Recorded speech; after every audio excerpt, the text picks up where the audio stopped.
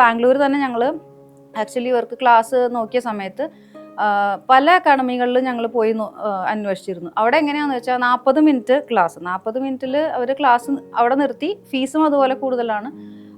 അത് കഴിഞ്ഞാൽ അതിൻ്റെ അപ്പുറത്തേക്ക് അവർ ക്ലാസ് എടുക്കില്ല. ബാക്കിയുള്ളത് നമ്മൾ എന്താണെന്ന് വെച്ചാൽ നമ്മൾ നോക്കിക്കോളണം. ആ ഒരു അന്തരീക്ഷം തീരെ അതേ അല്ല ഇവിടെ. ഞാനിപ്പോൾ ഇവിടെ ഈ ലീവിന് വന്ന സമയത്ത് ഞാൻ അച്ഛനോട് ചോദിച്ചു, അച്ഛൻ എന്താ വീണ്ടും മേടിച്ചല്ലോ, C7 മേടിച്ചു, ബൊഹീമിയ കഴിഞ്ഞു, ബൊഹീമിയ ഒരു 30-35 ലാക്ക്, അത് കഴിഞ്ഞപ്പോൾ C7 മേടിച്ചിരിക്കുന്നു, ആരും ചെയ്യാത്ത പല. അത് കഴിഞ്ഞ് ഞാൻ പെട്ടെന്ന് നോക്കിയപ്പോൾ അപ്രൈറ്റ് തന്നെ ഒരു 8-9 അപ്രൈറ്റ് പിയാനോ തന്നെ ഉണ്ട്.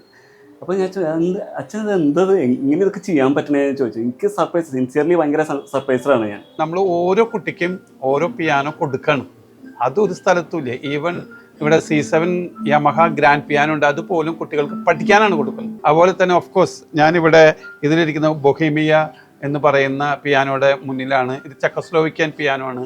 ഇതടക്കം കുട്ടികൾക്ക് പ്രാക്ടീസ് ചെയ്യാനായിട്ട് കൊടുക്കാറുണ്ട്. ഒപ്പം തന്നെ യമഹയുടെ ഒരു 14 അക്വസ്റ്റിക് പിയാനോസ് കൂടി ഉണ്ട്, പിന്നെ ഒരു 15 ഡിജിറ്റൽ പിയാനോസ് ഉണ്ട്. ഇതൊക്കെ ഒരു കുട്ടീനെ പിയാനോയിലേക്ക് എടുത്തു കഴിഞ്ഞാൽ ആ കുട്ടിക്ക് അത് കൊടുത്തിരിക്കും. ഞാൻ ചേതനയുടെ വില അറിഞ്ഞത് ഞാൻ മറ്റുള്ള ഇൻസ്റ്റിറ്റ്യൂഷനിൽ പോയപ്പോഴാണ്. ലോകത്ത് I have travelled a lot. കുറേ സ്ഥലങ്ങളിൽ ഞാൻ ഗസ്റ്റായിട്ട് പഠിപ്പിക്കാൻ പോയിട്ടുണ്ട്. ഞാൻ വർക്ക്ഷോപ്പ് ഒക്കെ എടുക്കും.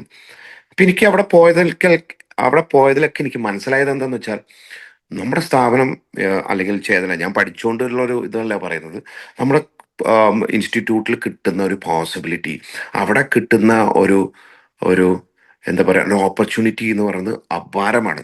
ഒരു പിയാനോ ഒരു 5 മണിക്കൂറൊക്കെ ഒരാളുടെ കയ്യിൽ കിട്ടുക എന്ന് പറയുന്നത് ശരിക്കും പറഞ്ഞാൽ പുറത്തൊന്നും സംബന്ധിച്ച് ഭയങ്കര എക്സ്പെൻസീവാണ്.